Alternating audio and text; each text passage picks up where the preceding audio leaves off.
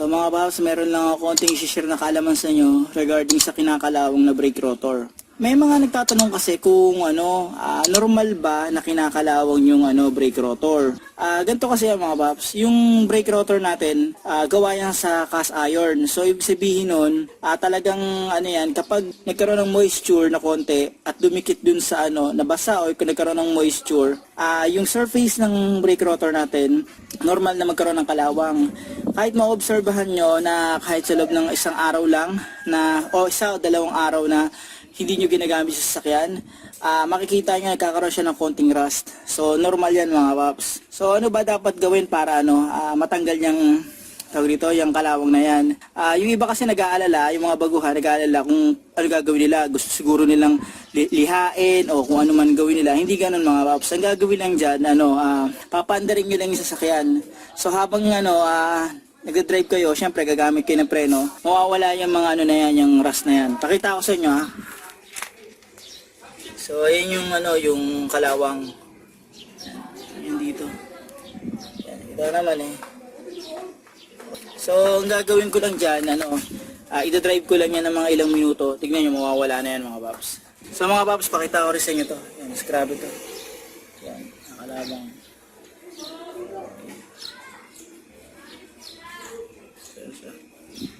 So, ida-drive ko lang yan, tapos mawawala na yan. So, ayan mga paps, magda-drive lang ako ng mga ilang minuto. Tapos, i-check natin kung natanggal ba talaga yung pinakakalawang nung brake rotor. Okay, drive tayo.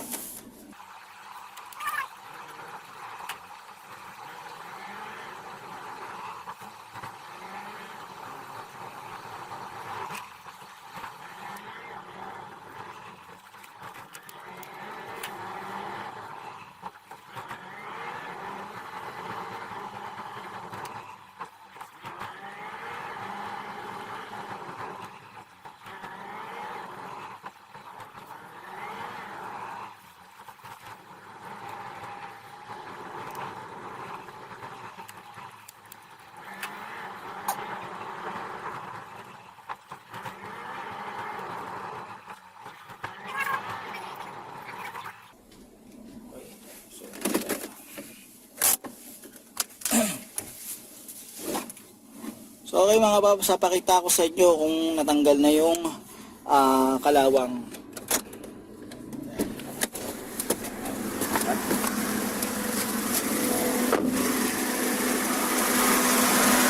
So yun siya.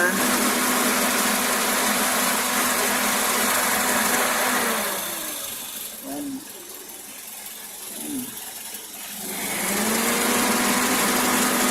Ito, hindi pa masyado. Konting drive pa. Pero dito tanggal na yung kalawang niya. So, yan naman. Sa kabila.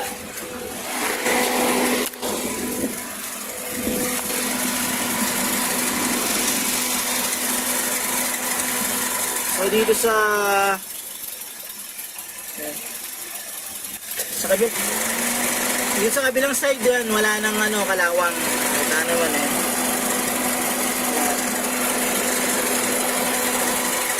Okay.